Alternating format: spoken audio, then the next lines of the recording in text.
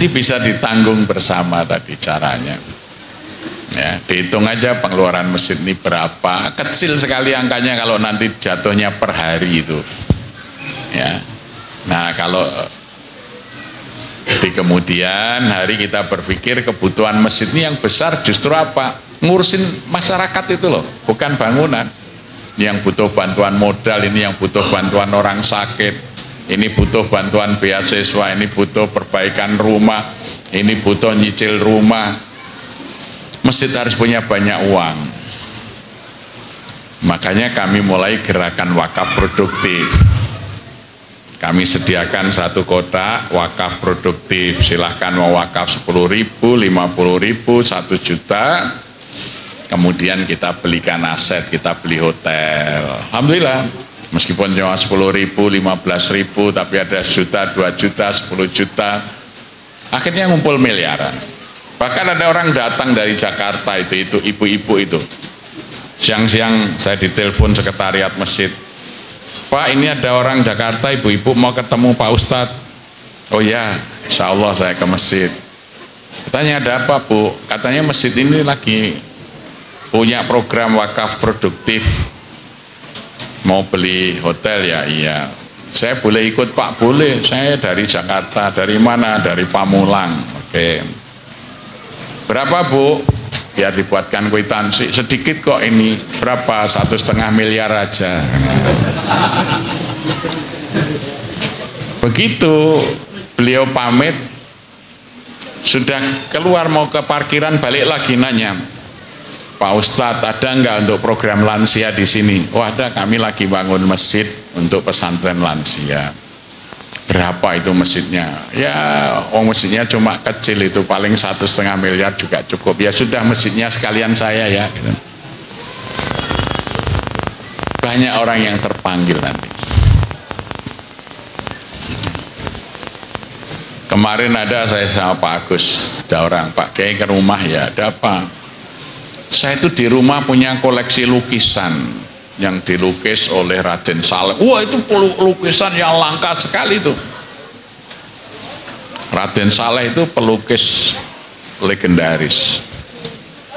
Lukisan itu. Ya kemarin saya baru berhubungan dengan kolektor lukisan. Dia mau lihat asli atau tidak, ukurannya berapa. Jadi sampai orang itu yang nggak punya uang nyerahkan apa saja lah untuk memajukan masjid itu. Ketika kami mau beli sawah, untuk apa? Berasnya untuk membantu warga miskin. Kita sudah bawa uang itu Pak Agus tuh sama saya, bendaharanya saya ikut mau membayar ke sana. Pemilik sawah itu nanya, ini kok masjid beli sawah untuk apa? Oh kami tiap bulan itu 2 kali membagi beras untuk warga miskin. Maka kita pengen nanam padi supaya yang kita berikan kepada rakyat miskin itu beras yang bagus. Kalau berasnya jelek nanti miskin lagi anaknya karena kualitasnya jelek. Dengar begitu, yang punya sawah bilang, nggak jadi saya jual Pak, saya wakafkan aja ke Masjid Jogokarian, uangnya utuh. Ya. Jadi kebaikan itu akan menggerakkan orang baik. Ya. Jadi alhamdulillah sekarang kita punya 2 hotel, kita punya 2 bidang sawah, kita punya homestay, ya nanti apalagi, sehingga hasilnya itu untuk apa? Untuk merawat, memelihara masjid dan membangun kesejahteraan rakyat. Tahun depan ini kami punya program nanti jamaah lansia dapat uang pensiun dari masjid. Itu. Jadi kalau bisa yang sudah 60 tahun itu nanti tiap bulan dapat pensiun, dana pensiun dari masjid. Pemerintah lagi mikir menghapus pensiun, masjid malah membuat program pensiun. Ya. Ya, selektif salat berjamaah di masjid itu akan dapat dana pensiun supaya bisa fokus beribadah di hari tuanya.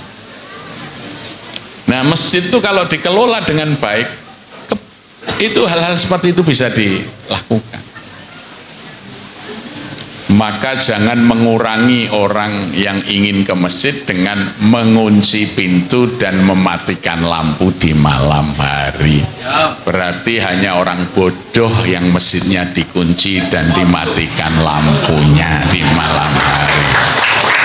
Itu kebodohan. Bodoh.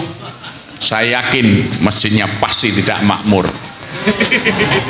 Saya jamin pasti tidak ada masjid yang makmur yang dikunci habis isya dan mati lampunya, karena diurus oleh orang yang bodoh. Terima kasih. Assalamualaikum warahmatullahi wabarakatuh. Waalaikumsalam warahmatullahi wabarakatuh. Ya, Masya Allah ya.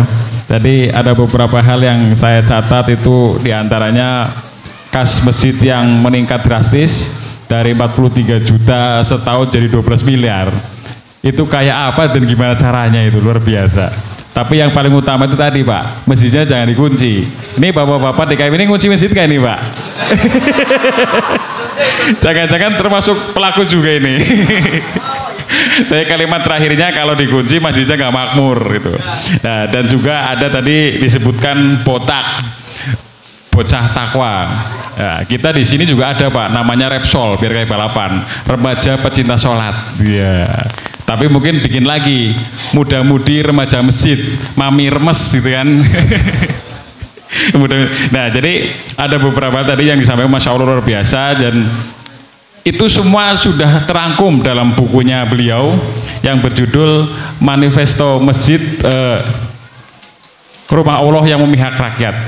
Jadi di dalam sini yang tadi beliau ceritakan selesai di sini diceritakan. Nanti setiap DKM akan kita kasih cuma-cuma, ya, cuma-cuma kepada DKM supaya apa? Supaya nanti setelah ini bisa belajar sehingga bisa bareng-bareng memakmurkan masjid, dan masjid di Telaga Murni menjadi masjid yang makmur, masjid yang kaya, bermanfaat untuk umat, dan yang paling penting sejahtera jamaahnya. Ya, seperti logonya Mushola Nurul Islam. Apa logonya Nurul Islam? Makmur musolanya, sejahtera jamaahnya. Baik, kita buka pertanyaan. Berapa pertanyaan Ustaz? Ya, tolong dibantu mic-nya Pak MC.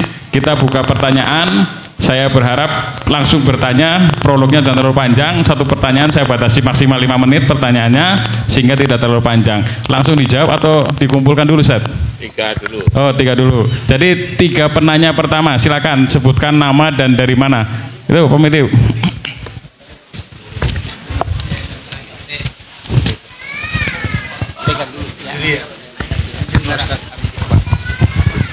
Silakan Pak, sebut nama dan dari masjid mana Pak?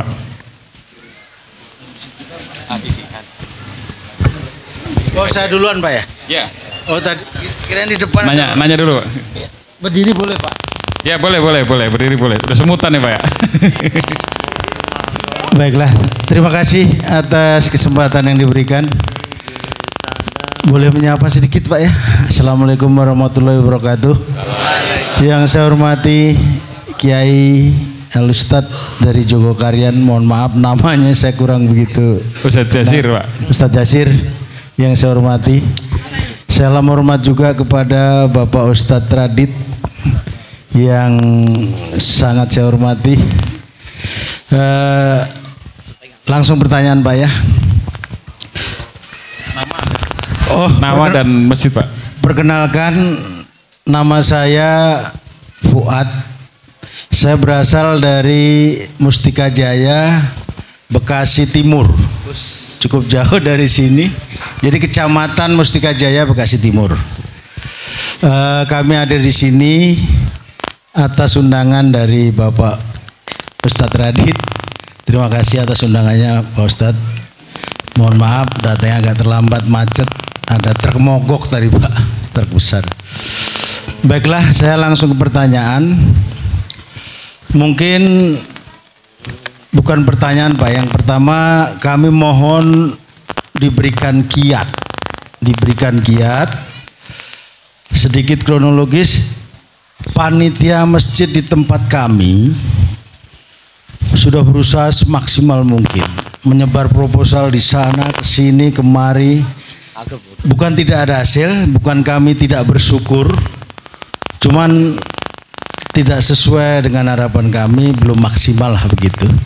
Bahkan sebagai bahan informasi, kami sampai ke Pak Ustadz Radit, kami sangat terima kasih dibantu untuk pembangunan masjid kami.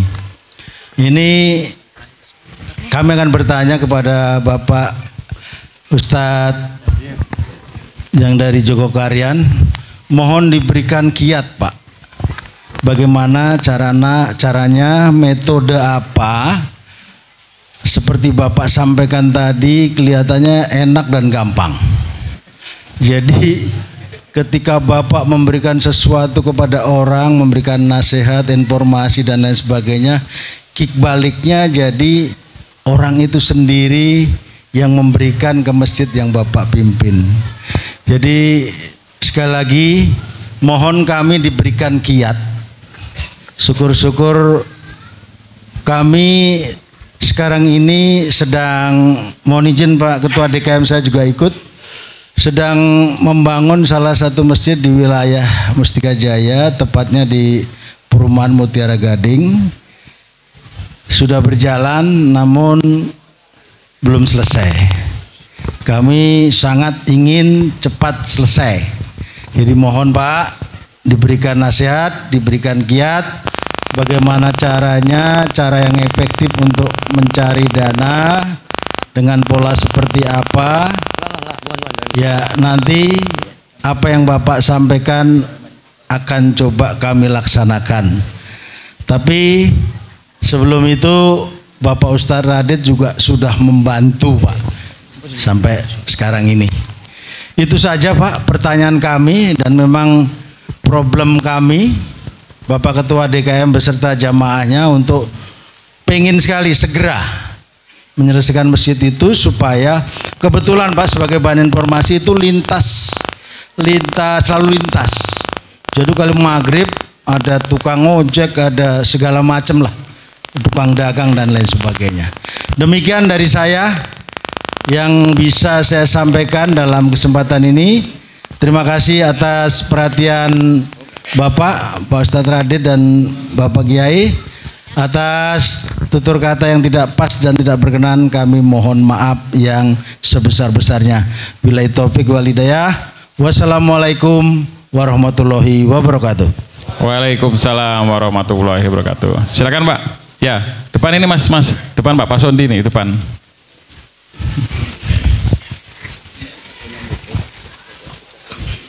Assalamualaikum warahmatullahi wabarakatuh. Saya Sondi dari Perumahan Medland Tambun. Saya alhamdulillah diberi informasi sama sahabat saya Pak Purwanto dari Nuris ini. Alhamdulillah saya bisa ketemu Ustadz Yazid yang notabene Jazir yang notabene sudah terkenal.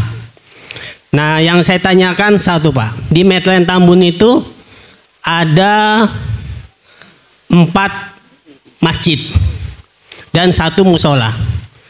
Rata-rata seperti yang Ustadz katakan, dikunci dan lampu dimatikan, karena itu kita klaster semua Pak. Nah, sempat yang udah dikunci aja itu kotak amalnya hilang Pak. Nah, saya juga mau nanyakan itu sistem kotak amalnya bagaimana? Mereka kotak amalnya itu dibawa, ada CCTV, masukkan ke masukkannya ke ini kamar mandi, mereka dibongkar di situ Pak. Itu satu. Yang kedua, karena kita klaster, kok yang sholat subuh dia lagi. Nah, kita sebagai pengurus masjid berpikir, bagaimana ya? Pikir-pikir apa belum dapat hidayah, dan hidayah itu miliknya Allah.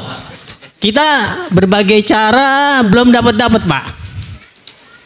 Ya saya juga salut juga sholat di sini subuh, bicara sama Ustadz Radit. Itu Pak Son di sini ini seperti rame. Masa? Terus saya lihat, ya benar Pak. Di sini sholat subuh itu seperti sholat hari raya Pak. Apalagi Jumat. Saya juga salut. Padahal ini musola. Nah itu Pak. Saya ya cari-cari pengalaman juga Pak. Ya, terima kasih. Itu aja 2 pertanyaan dari saya. Yang tadi sistem kotak amalnya bagaimana? Apalagi dibuka 24 jam. yang dikunci aja diambil. Mereka sistemnya kecil atau apa dibongkar Pak. Nah itu Pak, terima kasih. Wassalamualaikum warahmatullahi wabarakatuh. Waalaikumsalam warahmatullahi wabarakatuh. Ayo satu lagi sebelum dijawab, silakan. Itu di belakang Pak. Sebut nama dan alamat Pak. Baik, assalamualaikum warahmatullahi wabarakatuh. Waalaikumsalam warahmatullahi wabarakatuh. Perkenalkan, nama saya Suwandi Abdullah. Saya diundang dari Bapak Eko, teman kerja. Untuk mungkin ini Ustaz yang saya tanyakan terkait dengan anak-anak ya Ustaz ya. Karena anak-anak ini kan mungkin sering sebagian jamaah merasa terganggu gitu Ustaz ya. Dengan anak-anak karena tidak terkontrol gitu. Nah, bagaimana cara mengontrol anak-anak ini supaya bisa mengikuti kondisi atau yang diinginkan di masjid itu supaya kondusif gitu ya. Nah, itu yang mungkin yang saya tanyakan. Terima kasih. Assalamualaikum warahmatullahi wabarakatuh. Waalaikumsalam warahmatullahi wabarakatuh. Baik Ustaz, jadi ada 3 pertanyaan dari Pak Fuad. Pak Fuad itu menanyakan, intinya adalah beliau sedang bangun masjid dan sampai Pak Fuad dan beliau sampai sekarang belum terkumpul dananya untuk pembangunan Pak. Dan ini minta kiatnya seperti apa. Nah, yang kedua dari Pak Sondi, kalau seandainya 24 jam dibuka, kontaknya hilang. Nah, seperti kunci aja hilang, apalagi kalau dibuka, itu bagaimana? Dan yang kedua, kok sholat subuhnya sedikit, bagaimana mengajak supaya warga itu mau sholat subuh berjamaah? Itu dari Pak Soni. Dan yang terakhir dari Pak Suwanda, itu bagaimana cara mendisiplinkan anak supaya saat sholat itu tertib Ustaz? Itu dari 3 pertanyaan. Monggo, yang mana dulu yang mau dijawab Ustaz? Baik, yang pertama, rata-rata DKM itu generasi Pentium 1. Jadi mau cari sumbangan itu, satu, melakukan teror kepada rakyat dengan menyampaikan angka yang besar. Masjid ini akan dibangun biaya 10 miliar. Orang miskin itu diteror dengan angka besar itu. 10 miliar.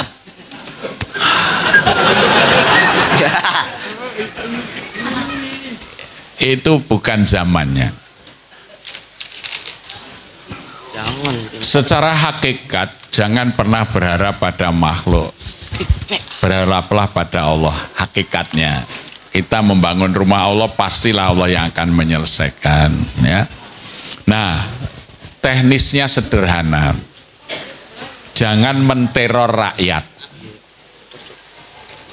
Jangan narasikan angka yang besar. Contoh kecilnya begini. Berapa tahun yang lalu kami akan masang lift untuk masjid supaya lansia itu kalau naik ke lantai 2, lantai 3 itu tidak naik tangga, unda-undaan, kasihan. Maka narasi kita adalah kita foto, kita video, ada lansia yang ketika dia datang agak terlambat harus naik ke lantai 2. Setiap tangga berhenti terengah-engah. Kemudian kita narasikan, tegakah kita membiarkan lansia mau beribadah harus bersusah payah? Bagaimana kalau kita sediakan lift cukup Rp10.000 untuk partisipasinya? Tapi kalau saya menteror, Masjid Jogokarian akan masang lift 820 juta untuk 3 lantai kapasitas 10 orang. Nanti orang akan komentar, ini masjid apa mall pakai lift segala. Responnya akan begitu. Ini bukan soal itu, ini soal memuliakan lansia. Menyentuh perasaan. Tidak angka 820 juta yang muncul cukup mulai dari 10.000 rupiah. Ternyata di situ kita cantumkan kris ya. Rekening masjid kan ada krisnya sekarang ini. Klik 10.000 ringan. 10 hari terhimpun 900 juta. Kan ada, wah kalau gitu saya 10.000 kali 1.000 berarti 10 juta. Saya 10.000 kali 5 berarti 50.000. Tapi kalau 820 juta itu menteror rakyat. Angkanya menakutkan. Apalagi sampai masjid ini direnovasi sekian miliar. Orang yang punya duit 10 juta mau, kalau saya cuma 100.000 apa artinya ini? Mau berapa tahun ini selesai? Gitu. Ya, panitianya aja sudah hampir putus asa. Ya, gitu. Karena diteror oleh angkanya sendiri. Tadi saya di Gunung Putri. Di sana lagi mau ganti kubah 350 juta.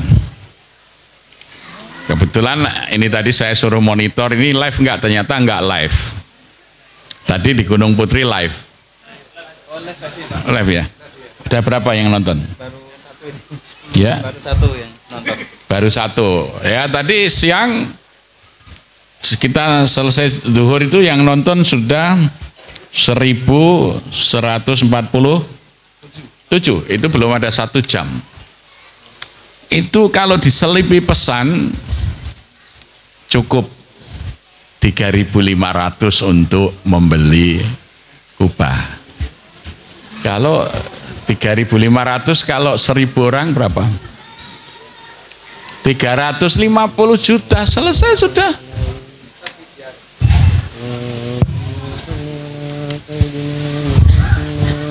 Ini yang nonton baru satu live-nya ini kita monitor. Tapi sebentar, kalau nanti Anda unggah ya, kasih branding Dewan Suro Masjid Jogokaryan, ini pasti banyak orang yang akan follow. Nah, nanti di situ titipkan pesan apa programnya. Apa 15.000 per orang? 10.000? Yang nonton tuh seluruh Indonesia, tidak terasa itu 3.500 kali sekian puluh ribu orang, itu cepat. Tapi kalau angka miliar tadi pakai proposal mau berapa orang itu? Capek ngedarkannya proposal itu nanti nggak rampung-rampung. Sekarang sangat praktis. Maka tadi langsung DKM-nya saya panggil, remajanya saya panggil, saya pertemukan. Sudah naik belum penontonnya? Enggak, ini yang di sini sekarang. Dimonitor nanti berapa followernya? 60 juta. Nah, disitulah selipkan pesan. Jadi eranya sekarang sudah era media sosial. Ya. Jadi kalau masih pola proposal, wah itu nanti lama. Kami itu buka puasa aja 5.000 porsi. Cukup 15.000 satu porsi. Tanggal 10 sudah kita tutup donasi karena dananya sudah lebih. Jadi gunakanlah media sosial. Sekarang setiap orang punya HP dan nomornya lebih dari 1. Biasanya satu HP itu nomornya 2. Kalau proposal kita datang ke rumahnya belum tentu orangnya ada. Kalau HP ini ada di sakunya tiap saat. Begitu buka, oh ini masjid mana itu tadi bangun. Wah saya bisa ikut 10.000 aja. Tapi kalau ribuan orang yang menyaksikan dan merespon, cepat selesai. Nah, maka seperti tadi saya di Gunung Putri, saya panggil remaja. Ternyata remaja itu bisa melakukan itu, cuma DKM-nya tidak memberi nomor rekening. tidak memberi krisnya. Kita buat. Ternyata ini malam ini saya kita monitor, yang nonton terus meningkat.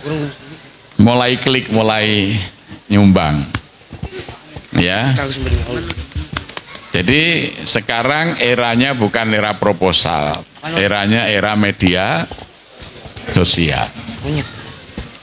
Kalau dulu zaman Ali Sadikin judi nalo, pakai kupon beli judi itu kayak Porkas, SDSB. Sekarang judi online.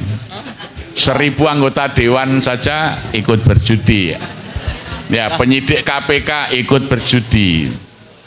Ya, berapa triliun omsetnya satu hari sekarang karena lewat media. Jadi tadi silahkan kumpulin remaja, seperti anak-anak remaja ini sudah biasa menggunakan media. Nah, sekarang diberi caranya membangun narasi yang sederhana. Jadi konsepnya itu narasi, ya, yang menggambarkan aksi. Aksinya apa? Aksi kita adalah misalnya tadi meringankan lansia yang mau beribadah, bukan mau bangun lift narasinya. Ada aksinya, memuliakan orang tua. Narasinya itu cukup 10.000 untuk mendapat pahala berbakti pada orang tua dengan cara memasang lift. Munculnya donasi 10 hari langsung kami tutup karena 10 hari sudah masuk 900 juta. Tapi kalau kami mengunggah angka 820 juta untuk pasang lift, mungkin komentar netizen kejam sekali, macem-macem masjid kayak mall pasang lift segala, mungkin itu. Tapi narasi kita ini memuliakan lansia cukup 10.000 supaya lansia tidak terengah-engah naik lift, naik tangga. Ya. Buka puasa cukup 15.000 satu porsi. Tapi kalau kita unggah angka dana buka puasa Masjid Jogokarian diperlukan untuk selama Ramadan 2 miliar. Orang akan komentar, cuma untuk makan aja 2 miliar itu bisa jadi masjid. Komentarnya pasti akan begitu. Tapi yang muncul adalah angka kecil 15.000 untuk mendapat pahala puasa. Ya kan itu hadisnya kan gitu ya. Siapa yang berbuka puasa man fatarasa iman kana lahu magfiratan lidunubihi. Ringan dia, tidak diteror dengan angka besar. Coba Pak praktekkan. Kalau belum ada remaja bisa minta tolong ke istilahnya sekarang ada media iklan ya, iklan melalui media sosial itu. Pak, saya lagi bangun masjid begini, tolong dibantu untuk promosi lewat media sosial. Kebutuhan dana kami sekian. Coba diambil gambarnya, perkembangannya, terus bagaimana jamaahnya. Nah, itu sekarang cepat sekali. Nanti akan saya monitor ini, nanti malam sudah berapa yang nonton. Tapi saya sarankan kalau Anda tulis cluenya Jogokarian atau Dewan Suro Masjid, pasti yang follow banyak. Jadi, nah otomatis mengundang follower. Nah sekarang tinggal dititipi pesan. Apa pesannya? Infak 1.000 rupiah per subuh. Anak-anak remaja Masjid Jogokarian itu bisa menghimpun dana 250 juta satu bulan melalui gerakan infak subuh 1.000 rupiah per hari. 1.000 rupiah, tapi ribuan orang yang ikut. Kalau subuh 1.000, klik pakai kris kan tidak kena biaya transfer. Ya. Jadi ini eranya sekarang, era media sosial. Anak-anak kita sudah mampu lah, anak-anak. Kalau di Jogokarian malah setiap malam Ahad itu anak-anak SD kelas 5, kelas 6 kami latih di masjid untuk dilatih membuat konten, dilatih membuat ini. Jadi mereka sudah pegang HP dari SD itu, sudah bisa membuat konten-konten begini. Ya. Nah, itu kiatnya yang saya sampaikan. Coba ya. Nah, Kalau enggak nanti minta tolong pada Nurul Islam ini, timnya media ya, membantu masjid yang di Cakung sana ya. Diunggah itu pembangunannya sana, diinformasikan kepada masyarakat luas pengguna media sosial ya, supaya tahu sedang ada masjid yang dibangun. Silahkan partisipasi Anda mulai dari misalnya 2.000 atau 10.000 gitu ya. Tapi kalau followernya ratusan ribu ya cepat sekali ya. Itu ya. Makanya semua anggota dewan kemarin itu yang ingin dapat kursi lagi mesti bayar buzzer. Jadi membiayai buzzer. Apalagi presiden buzzernya banyak. Ya, bohong aja kalau diulang-ulang dianggap benar. Ya, benar ini. Inilah kekuatan media sosial. Ya, Jokowi masuk got, untung tidak ada yang nutup. Ya. Oh itu semua koran muat sehingga wah ini presiden yang peduli mau masuk gorong-gorong, padahal cuma sekali masuk gorong-gorongnya. Wah populer di mana-mana, oh ini presiden yang merakyat gitu. Diolah oleh medianya itu. Wah luar biasa itu. Ya. Ya, jadi hari ini dunia dikendalikan oleh pemegang media. Maka masjid seharusnya sudah mulai memanfaatkan media sosial untuk siar-siar keagamaannya, termasuk dalam penghimpunan dana dengan narasi yang bijak. Jangan memberi beban. Orang itu sekarang sudah susah. Kalau kemudian melihat angka bangun masjid sekian miliar, pusing dia di rumah aja uangnya belum lunas bayar utang. Tapi kalau hanya angka 20.000, 10.000 ringan dia masih bisa nyisihkan gitu. Jangan diteror dengan angka besar. Ini pengalaman ya, praktis yang kita lakukan. Toh nanti yang punya duit besar akan datang terpanggil sendiri datang. Yang kedua, justru kota infak itu hilang karena dikunci Pak. Karena malingnya ngerti ini tidak ada orang ini mesti karena dikunci. Lampunya gelap lagi, nah gitu ya. Nah, tapi kalau masjid itu terbuka, kota infak kami itu semuanya di luar, tidak ada yang di dalam. Kita ini melayani orang infak tidak serius Pak. Satu, melarang orang berinfak banyak. Karena kota infak kita lubangnya kecil. Jadi kalau mau nyumbang 10 juta itu harus ngelipat.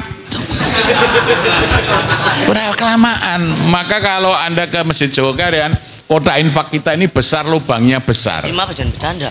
Jadi bisa itu satu bendel 10 juta langsung masuk. Nah sekarang sudah ditiru di banyak masjid apa? Di depan masjid dipasang brankas. Jadi mau masukkan 100 juta pun aman. Karena orang mau ngangkat brankas berat. Ya, itu. Jadi mau nyumbang banyak susah. Mau cari kota infaknya susah, disembunyikan di mana gitu kan. Kami justru kota infak itu semuanya di luar. Tapi karena terang dan masjid selalu rame, pencuri takut, jangan-jangan orang lihat saya. Kan terang lampunya. Saya yakin kota hilang itu mesti masjidnya lampunya mati, pintunya dikunci. Itu udah pasti itu sudah. Silakan Bapak ke Jogokarian. 24 jam, kota infak semuanya di luar, tidak ada yang digembok. Alhamdulillah belum pernah ada yang hilang. Karena kejahatan itu kalau dengan penerangan itu berkurang, makanya kan lampu penerangan jalan di mana-mana dipasang itu kan angka kriminalitas menurun karena orang mau berbuat jahat takut ada orang melihat. Ya, itu. Yang kedua, dalam adzan itu kan ada hayya 'alas shalah, ayo kita sholat berjamaah, hayya 'alal falah, ayo bahagia. Jadi ajaklah orang bergembira bersama subuh itu. Salah satu contoh yang kami praktekkan, kami membuat pasar rakyat. Jadi warga suruh jualan di depan masjid kalau pagi. Ada gudeg, ada lumpia, ada lontong sayur. Terus masjid membagi voucher belanja ke UMKM itu, yang datang sholat subuh dapat voucher 10.000 untuk belanja. Jam 3 pagi anak-anak itu sudah jemput temannya. Ayo, subuhan ada voucher 10.000.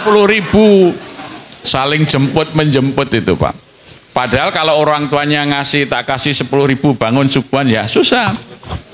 Tapi begitu ada voucher, orang tuanya dimarahi, Pak, jangan telat saya nanti dibangunin ya pagi. Sampai orang tua itu cerita, anak saya itu kalau ada voucher Pak, bajunya yang tak subuh sudah ditaruh di bawah bantal gitu ya. Takut telat itu. Wah, sudah pesen sama bapak ibunya, jangan lupa loh nanti bangunin sebelum subuh. Karena nanti teman-teman juga mau subuhan. Habis sholat subuh bareng-bareng milih mau jajan cilor, mau jajan apa, 10.000 rupiah saja.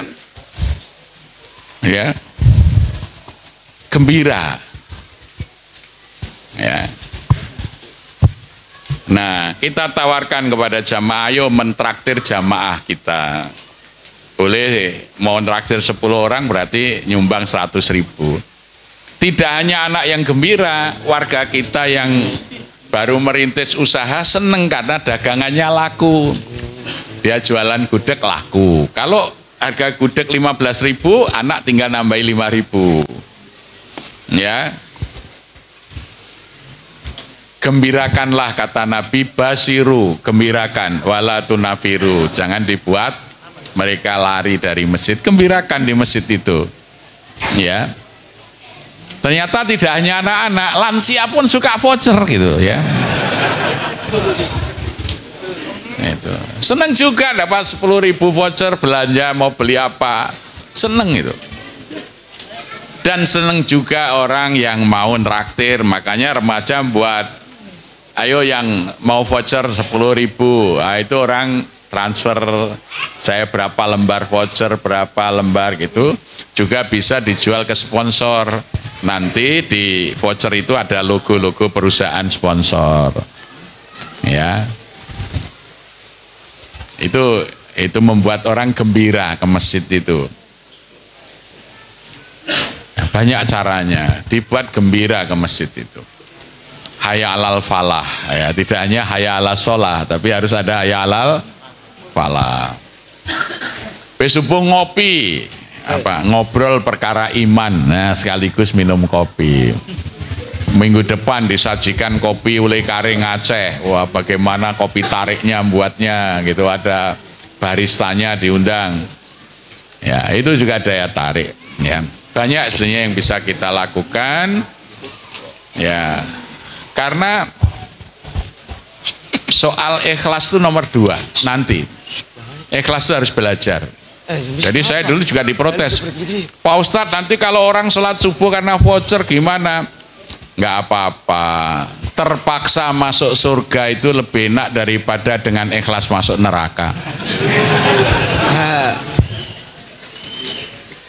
Ya, dia sholat subuh pertama karena voucher, nggak apa-apa. Tapi kalau sudah terbiasa nanti dia bisa menikmati sholat berjamaah itu. Nanti tidak ada voucher pun sudah berjamaah. Awalnya itu digembirakan, masjidnya terang, maka jangan sampai kecewa. Ya. Nah, ini cara-cara menggembirakan jamaah. Saya yakin coba di sini minggu sebulan lagi yang sholat subuh dapat voucher 10.000. Saya kira penuh anak-anak ini yang sholat tuh. Tidak anak-anak, pensiunan anak pun ikut nanti Pak. Nah, terus ibu-ibu bisa jualan nanti dibeli dengan voucher tadi. Ini menghidupkan ekonomi jamaah. Akhirnya orang dikenal, wah ini enak loh masakannya, lontong sayurnya. Nanti kalau ada arisan, ada ini pesan ke sana. Nah, kita mengangkat ya usaha kecil. Sekarang kita punya 106 UMKM binaan. Salah satu untuk mensubsidi pasar adalah dengan voucher.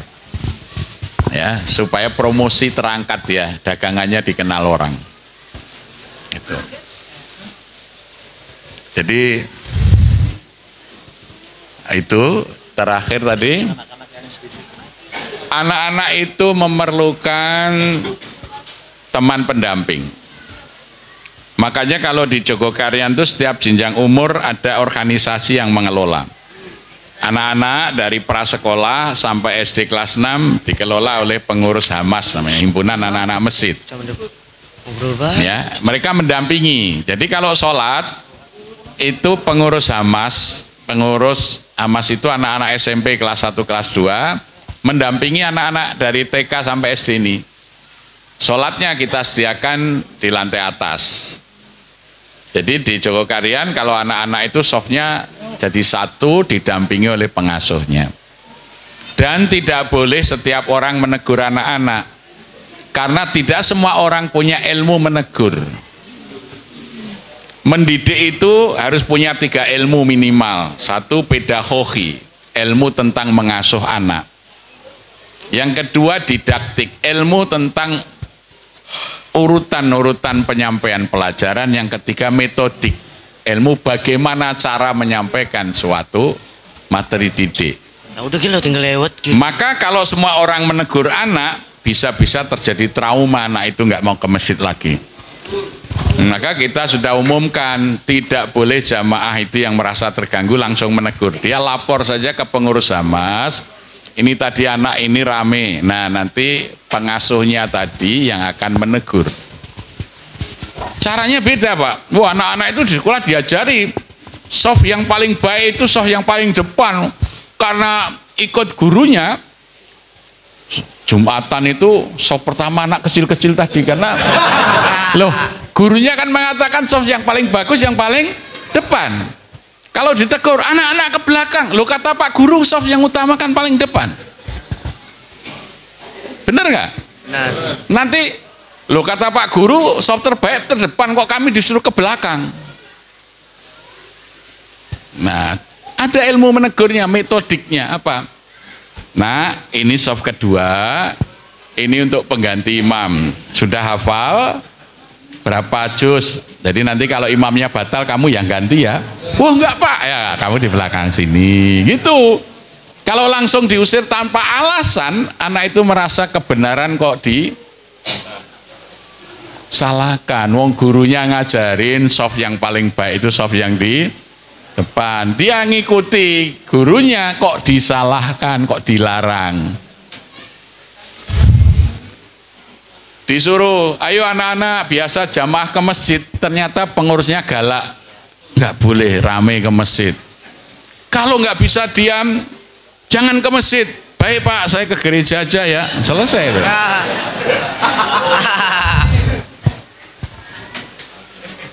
Ya, ada ilmunya menegur anak itu. Jadi tidak semua boleh menegur, yang boleh menegur adalah pengasuhnya.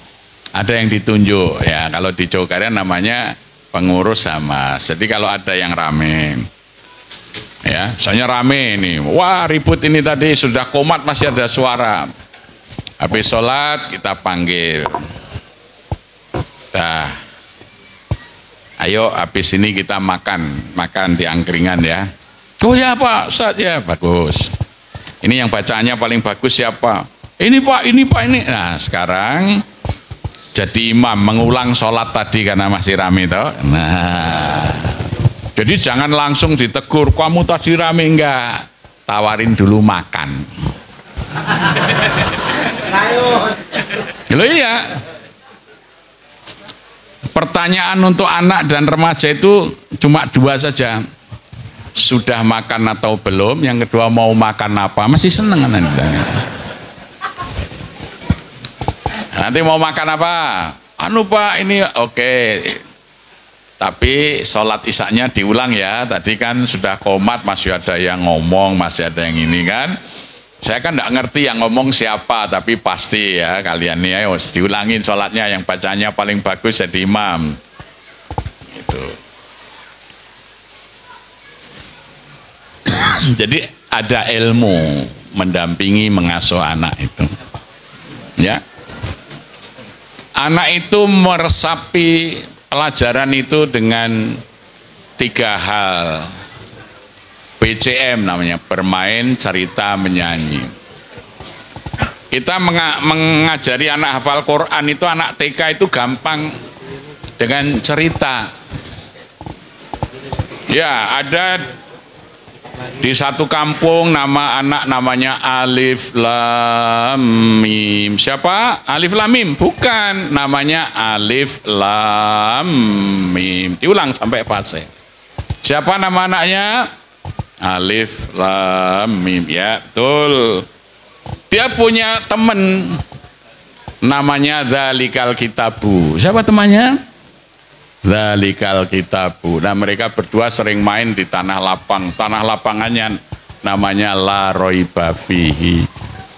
Nah, jadi nanti anak ditanya, siapa tadi? Namanya Alif Lam Mim. Kalau belum tepat maunya diulang. Temannya Dzalikal Kitabu. Lapangannya La Roiba Fihi. Sudah hafal satu ayat Al-Baqarah. Dengan dongeng aja. Tapi kalau di drill mengulang-ulang bosen mungkin. Ya. Itu namanya metodik, ilmu tentang cara bagaimana menyampaikan pelajaran. Ya, makanya dulu ada sekolah pendidikan guru, ada Institut Keguruan Ilmu Pendidikan, ya IKIP. Di situ ilmu kependidikan itu dikaji. Ya, ada psikologi perkembangan. Anak umur sekian itu bagaimana sifatnya, ini kalau di Jogokarian anak-anak Hamas itu pengurusnya kita training tentang psikologi anak, tentang metodik, sehingga dia tahu caranya mengasuh anak.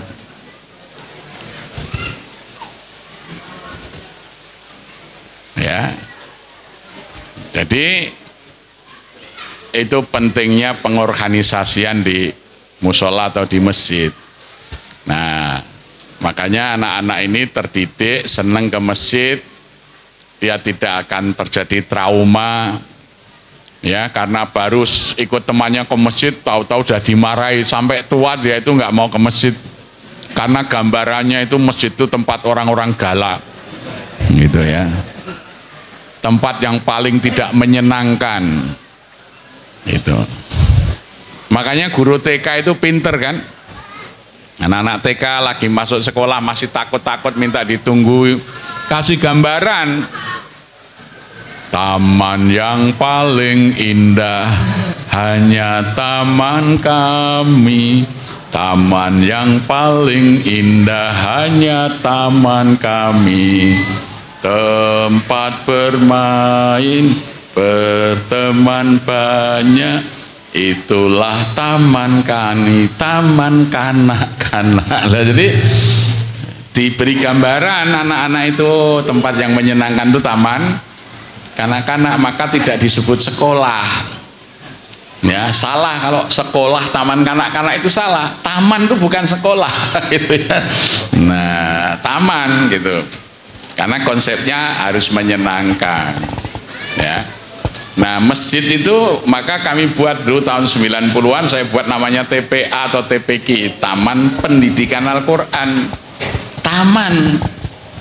Ya, biar ke masjid itu senang, bersenang-senang. Gitu. Belajar baca jangan rumit-rumit, alif ba ta wah nggak hafal-hafal. Sambil nyanyi, abata saja ha qadada roza sa sya sodo todo anggofa. Nah, itu cepat anak-anak kecil itu sambil bersenandung menghafalkan bahasa Arab. Ya, apa jamalun ibilun nakoton onta. Saya ngerti onta itu bahasa Arabnya jamalun ibilun nakoton, artinya apa? Onta. Nanti dengar afala yang duruna ilal ibili, onta kan itu ya, nyantol ya. Nah, ini namanya metodik, cara menyampaikan. Nah, jadi kalau kita di masjid, di musola, ilmunya banyak sekali. Akhirnya kita bisa jadi muadzib, menjadi pendidik. Dengan modal mengasuh anak-anak di masjid. Saya tahun 89, alhamdulillah sampai sekarang masih Jadi konsultan Kementerian Pendidikan Kerajaan Malaysia. Jadi ilmunya bukan dari kampus, wong saya ini pendidikannya memang saya dari tarbiyah juga Fakultas Hukum. Tapi pengalaman mendidik inilah yang saya dapat dari masjid itu. Kita punya program, ya. Saya membantu bagian ihwal kurikulum di Sekolah Rendah Kebangsaan di Malaysia. Nah, jadi masjid itu pusat ilmu nanti. Ilmu pendidikan ada di masjid, ilmu sosial ada masjid, ilmu ekonomi ada di masjid, ilmu entrepreneur ada di masjid, semua didapat dengan mengurusi masjid itu, ya. Nah, jadi anak-anak memerlukan pendamping yang paham anak-anak. Karena anak-anak bukanlah orang dewasa dalam ukuran kecil. Dia tuh punya dunianya sendiri. Punya dunianya sendiri. Saya ini badan saya tinggi besar. Anak-anak itu dulu takut, anak-anak TK lihat saya yang tinggi besar itu takut. Waktu itu berat badan saya 137 kg. Gambaran anak itu raksasa.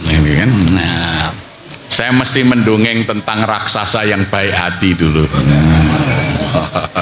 Maka dalam komik-komik Amerika ada namanya Hulk, ya, raksasa hijau, wow, tapi dia superhero kan gitu. Jadi ya, nah kita mesti belajar bagaimana ya menghayati dunia anak-anak. Nah, maka di masjid itu anak-anak harus bahagia, harus seneng. Ya, maka yang negur harus yang punya bekal, punya ilmu. Jangan dibiarkan ribut, tapi jangan sampai tegurannya salah. Ya. Jangan sampai orang tua mengganggu kekhusukan anak-anak. Saya sering sampaikan begitu, karena anak-anak itu rukun sholatnya ada bedanya dengan orang tua. Anak-anak itu ada tambahannya. Allahu Akbar. Sujud. Itu bagian dari dunianya anak-anak itu. Ya, nanti sedikit demi sedikit dijelaskan bagaimana sholat yang baik, tapi tidak langsung wah nanti neraka itu, jangan. Nah, jadi insya Allah ya, di setiap komunitas kita pasti ada guru ya. Saya kira jamaah kita yang jadi guru ada, yang jadi guru TK juga ada mungkin ya. Saya ini dulu kalau pagi jadi dosen, saya itu ngajar mahasiswa, kalau sore saya ngajar anak-anak TK. Gitu. Jadi itu di masjid itu sekali lagi banyak sekali ilmu yang kemudian akan kita dapat. Rugi kalau kita tidak ke masjid ya. Nah, ilmu ini akan sangat berguna dalam kehidupan kita. Saya kira ini insya Allah lain waktu bisa kita sambung dari Bapak yang tadi Bekasi Timur ya, coba ajak remaja untuk ikut memikirkan. Tadi saya di Gunung Putri juga baru tadi remaja dilibatkan, saya panggil remaja, ini bisa enggak? Ternyata Masya Allah ini sudah berapa lagi ya, sampai sekarang?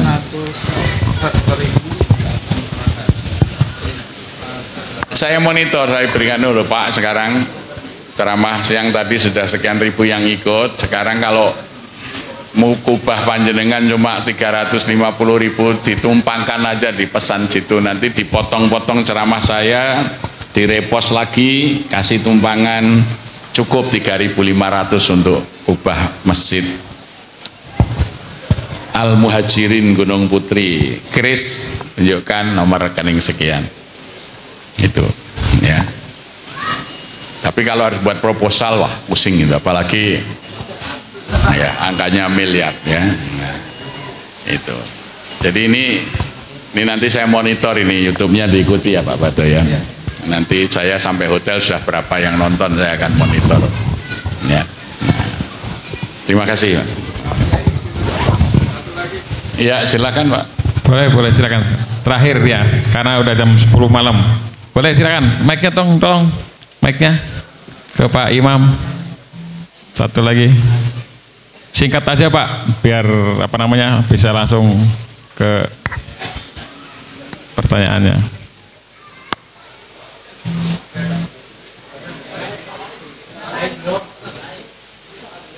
Tolong dibantu menyalakan itu, Pak. Jangan pakai korek ya.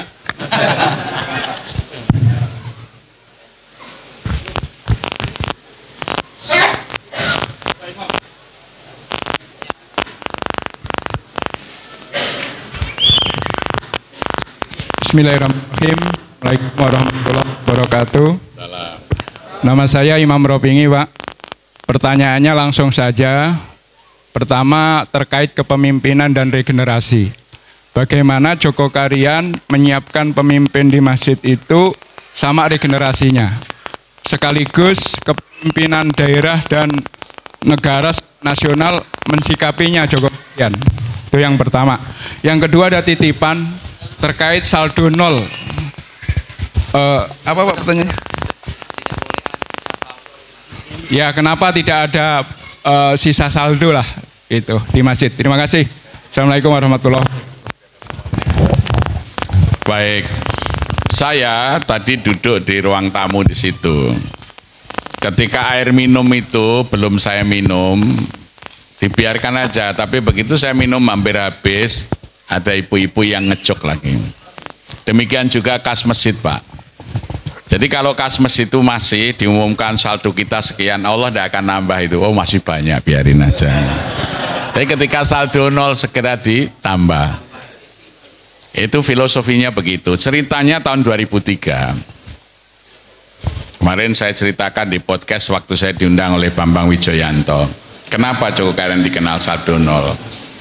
Tahun 2003 itu bendahara masjid itu nemuin saya, Pak Ustadz, tadi ada tetangga datang ke saya minta izin mau pinjam uang masjid 43 juta. Untuk apa? Bapaknya sudah harus keluar dari rumah sakit, sudah 3 bulan, operasi berapa kali, biayanya 43 juta, keluarga itu nggak mampu. Tapi kalau nggak keluar nanti biayanya tambah membengkak, bingung mau kemana. Karena dengar pengumuman masjid ada saldo, dia minta izin. Gimana Pak? Saya tanya, kas kita berapa? 48 juta Pak. Sudah, jangan dipinjamkan, kasihkan saja 43 juta itu, kasihkan untuk nolong itu. Terus saldonya berapa? 5 juta, kasihkan sekalian biar nanti untuk rawat jalan, dia kan perlu rawat jalan gitu. Loh saldo kita nol loh Pak Ustadz. Tidak apa-apa, dinolkan saja. Ternyata tersebar itu di masyarakat. Sore hari ada namanya Pak Haji Muhammad Hamid, itu pengusaha kayu jati, datang, Pak Ustadz kasnya masjid habis ya? Iya. Untuk apa? Tadi ada jamaah kita yang butuh pertolongan sekian, ini saya ganti 50 juta Pak. Habis maghrib ada yang datang lagi, namanya Pak Irham, Pak saya juga ini ngasih 50 juta supaya jangan kosong kasnya. Malam itu saya dapat 150 juta ketika mengenolkan tadi.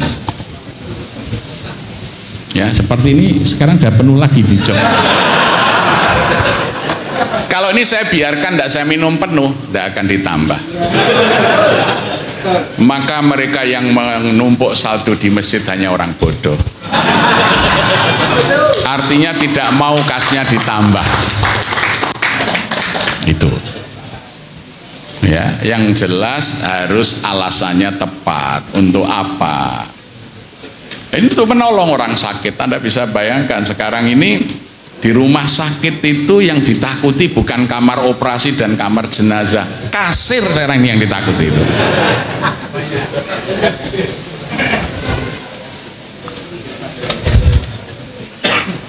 Ya. Maka ketika tahu uang masjid itu digunakan untuk bantu modal usaha, bantu orang sakit, bantu ini, orang mau ngasih Pak. Tapi kalau hanya untuk beli keramik, pasang lampu hias, pasang menara, untuk apa? Jadi kebaikan ini nanti akan terus menggerakkan orang untuk berpartisipasi. Tadi kita mau beli sawah karena berasnya untuk warga miskin, diunggah oleh anak-anak di media, wah kita dapat wakaf sawah.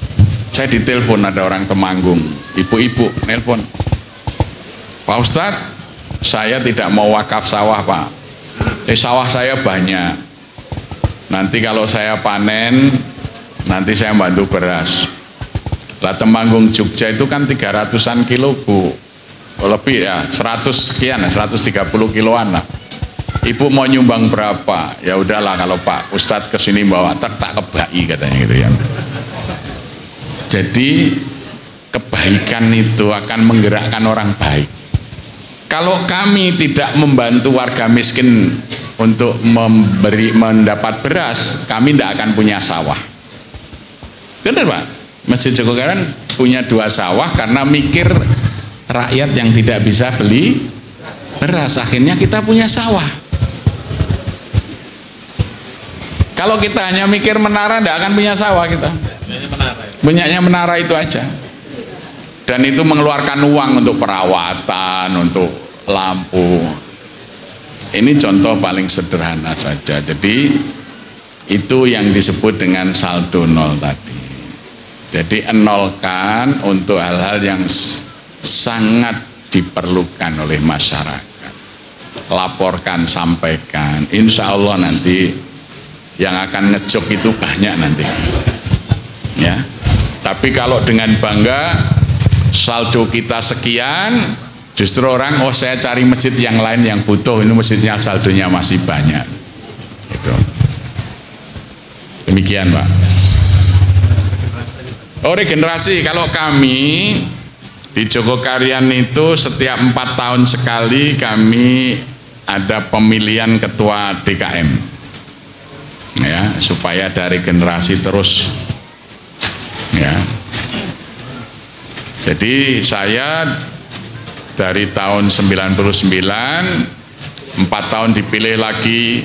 Saya sebenarnya keberatan, tapi karena waktu itu masjidnya baru renovasi, saya boleh berhenti kalau nanti sudah jadi. Oke, selesai diminta lagi untuk menyelesaikan sistem keuangannya. Nah setelah 3 periode saya nggak mau lagi.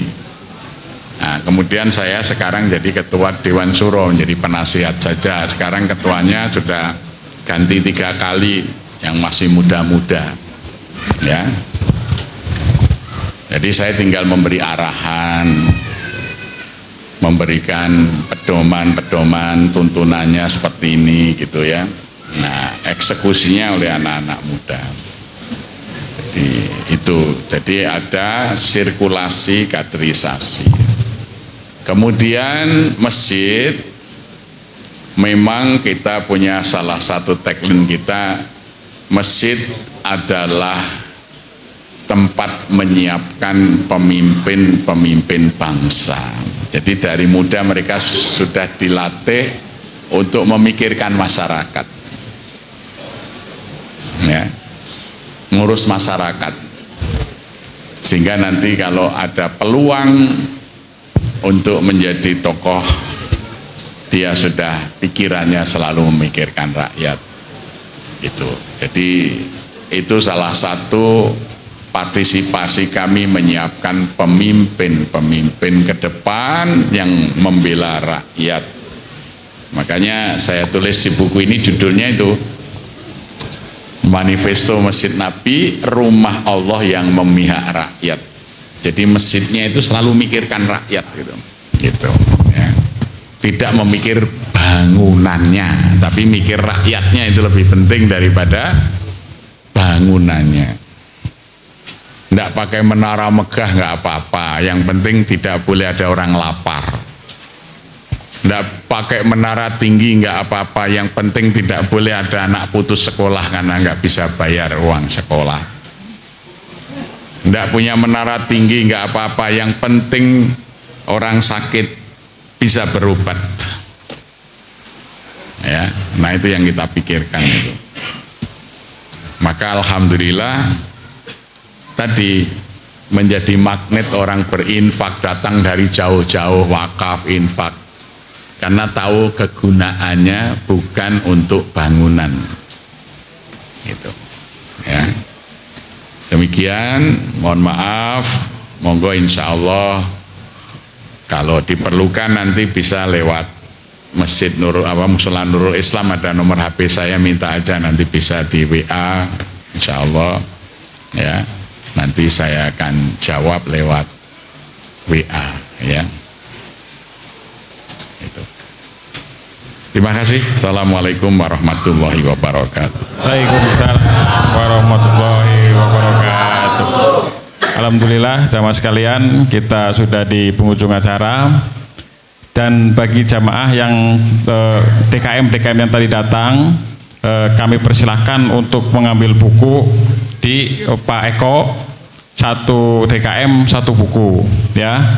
Nanti barangkali kita punya program kejogokarian, insya Allah yang datang malam ini kita ajak ya Pak Ustadz, kita silaturahmi ke sana ya Ustadz, kita jalan-jalan ke Jogja sekalian silaturahmi dengan Pak Ustadz Kusnadi, Pak Ustadz Jasir dan juga Pak Nadi. Kita bareng-bareng belajar bagaimana memakmurkan masjid, memakmurkan musola supaya apa yang menjadi cita-cita kita sebagai takmir masjid, takmir musola bisa terwujud. Ini bagian dari ikhtiar kita. Mudah-mudahan Allah meridhoi apa yang kita usahakan. Dan selanjutnya saya kembalikan kepada MC. Terima kasih. Wassalamualaikum warahmatullahi wabarakatuh. Waalaikumsalam warahmatullahi wabarakatuh.